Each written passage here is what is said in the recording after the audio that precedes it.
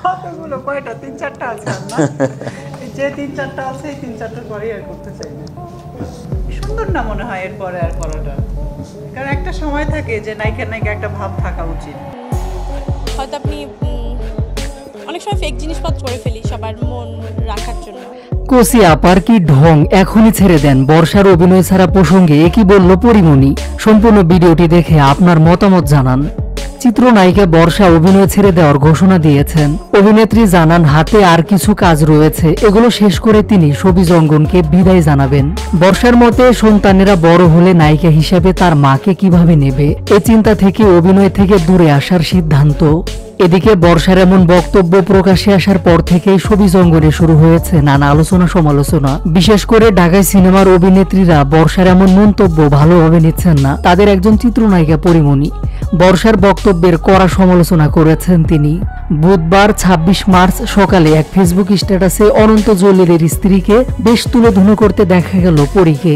যদিও স্ট্যাটাসে কোথাও বর্ষার নাম উল্লেখ করেননি এই অভিনেত্রী, তবে বর্ষার বক্তব্যের বিভিন্ন অংশ তুলে ধরে জবাব দিয়েছেন তিনি, যা বুঝতে কষ্ট হয়নি অনুরাগীদের। পরিতার স্ট্যাটাসের শুরুতে লিখেছেন, জি ছোট আপা, একদম ঠিক, সঠিক বলেছেন আপনি, কিন্তু আপা আপনার বাচ্চা বড় হওয়ার সাথে পর্দাতে হিরোইন লাগার কোনো ব্যাপার নেই, কারণ আপনি এটা করার অপচেষ্টা যে করে গেছেন সেটা আজীবনই রয়ে যাবে।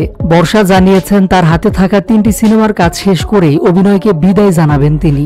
সেই প্রসঙ্গ টেনে এনে পরিমণি লেখেন, আপনি এতই বাস্তববাদী যে আপনার হাতের আটকানো সিনেমাগুলো শেষ হলেই ইন্ডাস্ট্রি ছাড়তে চাচ্ছেন। যদি সত্যি এমন সিদ্ধান্ত নিয়ে থাকেন তাহলে এখনই ছেড়ে দেন, নয়তো আজীবন বহন করুন।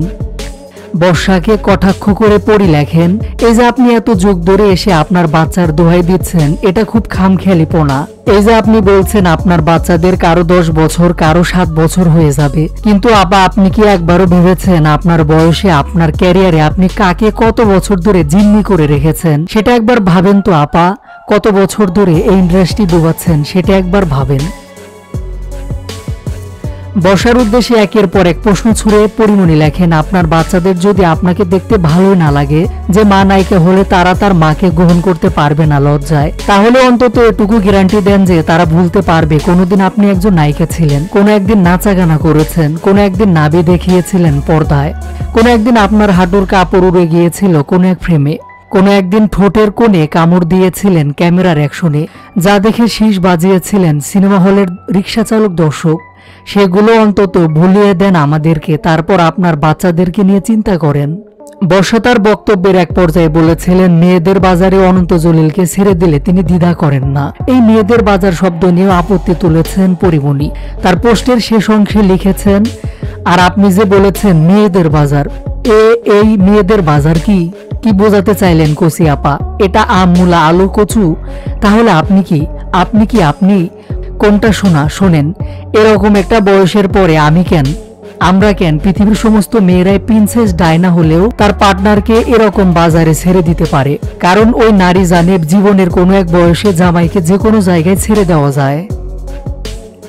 পরিমণির এই স্ট্যাটাস নিয়ে ইতিমধ্যে নানা আলোচনা শুরু হয়েছে।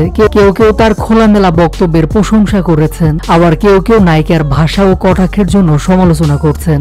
তবে পরি বরাবরই স্পষ্টভাষী, এই স্ট্যাটাসেও তার প্রমাণ মিলল।